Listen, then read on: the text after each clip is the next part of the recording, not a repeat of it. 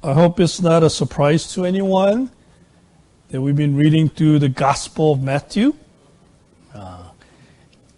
And if you have been reading along, we're a little more than halfway done with the Gospel of Matthew, and you really have to sometimes pause and think about what we're reading. For instance, even though we're only a little past halfway to the Gospel of Matthew, we have read, and hopefully many of us have felt and even tried to experience some of the things that are attributed to Jesus Christ. For instance, we know that he healed the sick, he cured the leper. There was a Roman centurion who came to Jesus and said, "Jesus, would you please heal my servant?" And the servant was healed. We know that Jesus healed Peter's mother-in-law, who had been suffering through much difficulty because of fever. We know that when the storm came up, he spoke and stilled the storm.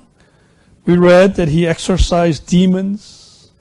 We read about a paralytic man who was brought to Jesus by his friends, and Jesus healed him. We know about the beautiful story, the humility of this woman who had been suffering from bleeding for 12 years, and she doesn't make any scene. She doesn't draw attention to herself. All she says is, all I have to do is touch Jesus' cloak and I will be healed. And certainly she was healed.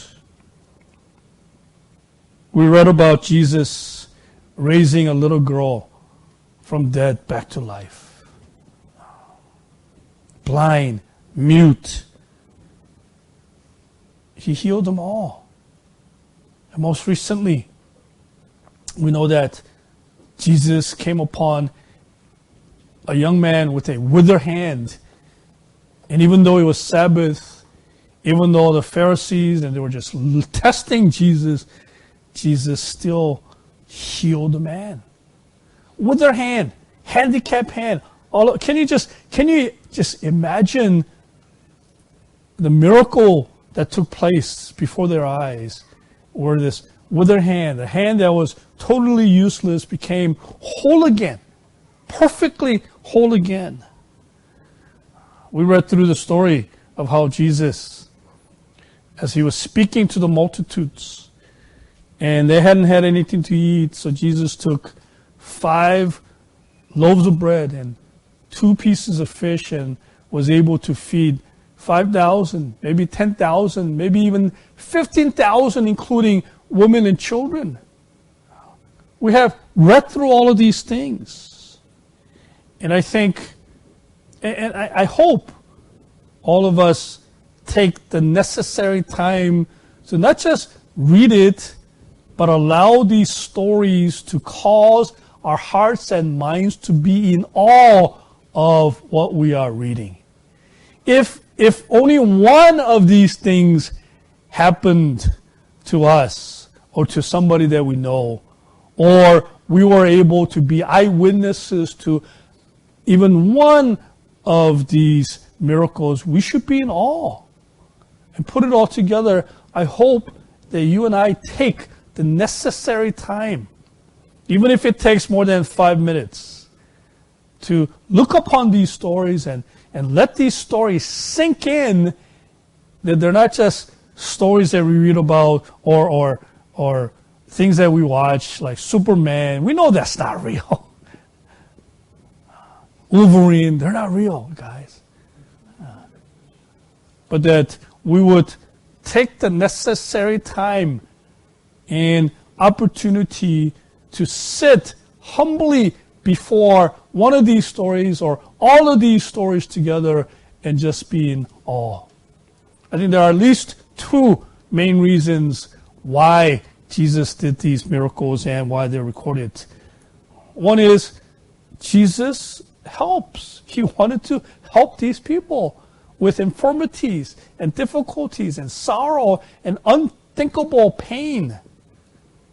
And I was much more real and much more tangible. But the second and perhaps the more important reason is because Jesus wanted the people to know him. He was using the miracles to reveal himself to not only those people who were being healed, but those people who were eyewitnesses, and even those people who would hear later about these miracles. Let's turn to Matthew chapter 14. And let us read verses 22 through 36 together. Matthew 14, 22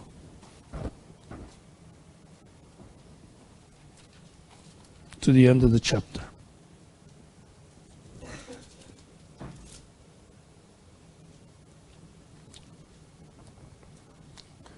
Ready? Let's do it together and a little slower than we normally read. Immediately, Jesus made the disciples get into the boat and go on ahead of him to the other side, while he dismissed the crowd. After he had dismissed them, he went up on a mountainside by himself to pray. Later that night, he was there alone. And the boat was already a considerable distance from land, buffeted by the waves because the wind was against it.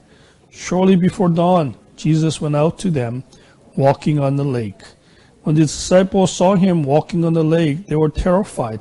"It's a ghost," they said, and cried out in fear. But Jesus immediately said to them, "Take courage, it is I. Don't be afraid." "Lord, if it's you," Peter replied, "tell me to come to you on the water." "Come," he said. Then Peter got down out of the boat, walked on the water, and came toward Jesus. But when he saw the wind, he was afraid, and beginning to sink, cried out, "Lord, save me." Immediately, Jesus reached out his hand and caught him. "You of little faith," he said, "why did you doubt?" And when they climbed into the boat, the wind died down. Then those who were in the boat worshipped him, saying, "Truly, you are the Son of God." When they had crossed over, they landed at Gennesaret. And when the men of that place recognized Jesus, they sent word to all the surrounding country. People brought all their sick to him and begged him to let the sick just touch the edge of his cloak, and all who touched it were healed.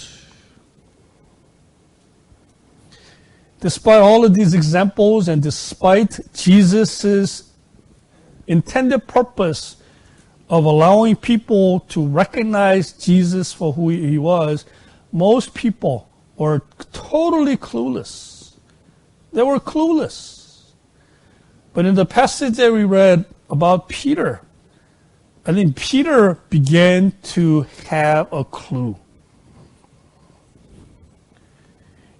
And he began to have the clue that Jesus was truly the Son of God, that Jesus was really the person that Jesus was claiming to be. And he was in his mind able to put all these pieces together, remembering all of these things, wonderful teachings, wonderful way that he carried himself, and especially through these miracles, Peter was beginning to have an understanding about Jesus. But it wasn't easy. When Jesus came walking on water, all of them were afraid, and they said, "Wow, he must be a ghost. This must be a ghost." And then Jesus says, "It is I." Some version of the Bible, I read the Amplified version, some version of the Bible say instead of "it is I," it says, "I am." Where do we remember that from? I am. Remember from the Old Testament, God himself said, "I am." When Moses said, "I don't know what you're talking about. What am I supposed to do? What am I supposed to say?" When people are certainly going to challenge me as to why I've come to do what you are telling me to do, what was God's response? God says, just tell them, "I am sent you." And I think this is similar here. Jesus says, "It is I." In other words, he was repeating his identity God's identity, saying, I am. So again, he seized this opportunity to make himself known to the disciples. And Peter began to understand that Jesus really is the Son of God, whom God the Father was well pleased with. He began to understand that this Jesus has even authority and control over life and death. And as he was beginning to gain some understanding and clue as to who this is, Jesus says, even though just a few minutes ago, just like all the other disciples, he was afraid because he thought Jesus was a ghost. Peter says to Jesus, if it is you, not very convincing, but Peter still says, if it is you, tell me to come. Tell me to come out of the water, out of the boat, and come walking to you on the water. To that, Jesus doesn't say, are you kidding? Who do you think you are? But what does Jesus say? Peter says, if it is you, not that convincing. It doesn't sound all that confident. Jesus says, come. He says, come. And to that, Peter doesn't say, oh, I'm not sure about this. Do you really want me to come out of the boat onto the water? He doesn't say that. What does he do? I can't even begin to imagine what must have been going through his mind. I can't even imagine what he must have been feeling. But he still, when Jesus says come, comes out of the boat and he walked on water. Peter walked on water. Even we say to ourselves, Jesus walked on water. Well, yeah, of course, Jesus can walk on water. But it's a little different, isn't it? Maybe a lot different for us to say, Peter walked on water. Awesome. Awesome. It is true. He took a few steps and then he began to sink. In other words, he still failed. But how many of us can say, or how many of us know other people of whom we could say, he walked on water, or she walked on water? On Resurrection Sunday, we had baptism. Wouldn't it have been quite a sight if one of them came walking on water? We would have said, wow.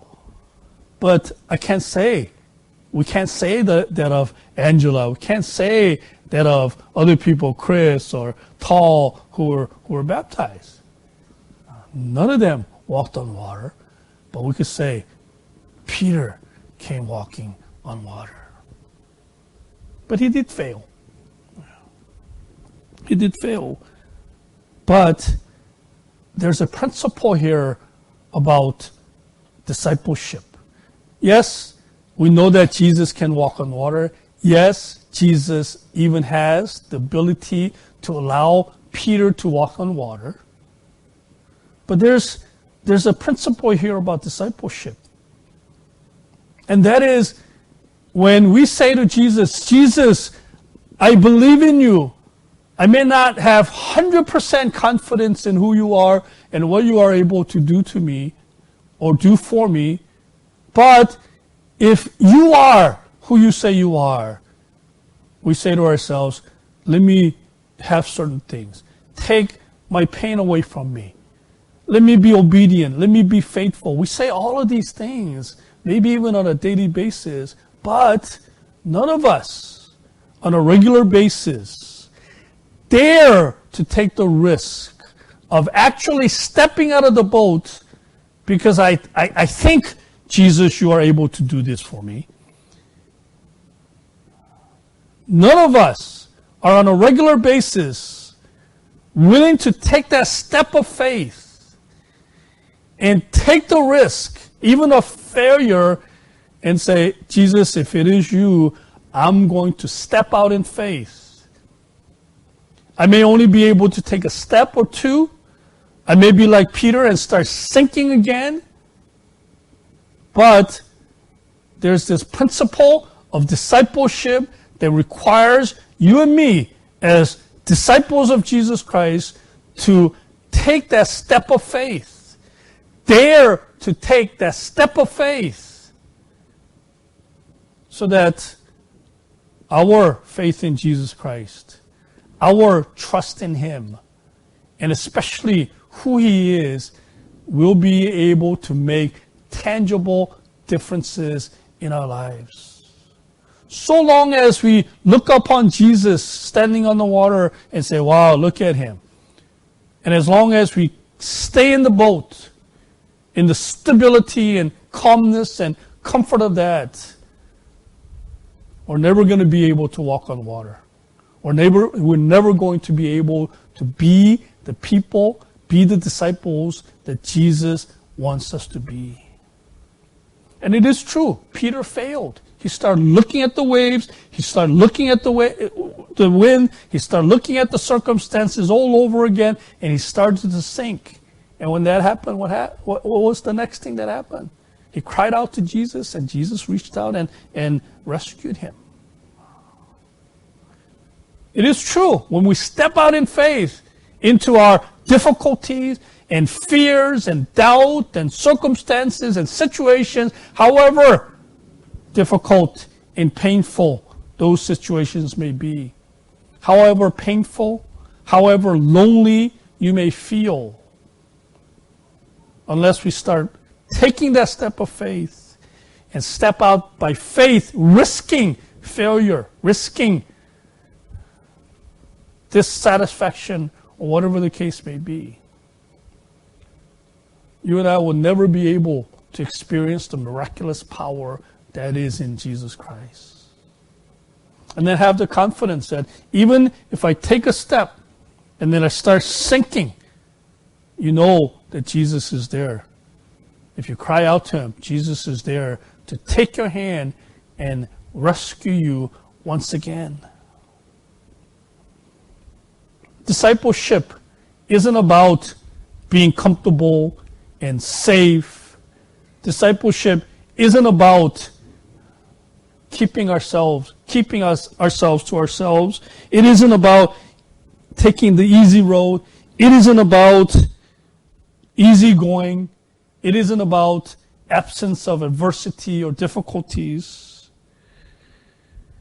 Because you know that in the beginning of this story, we read that Jesus sent them, knowing exactly what was going to happen.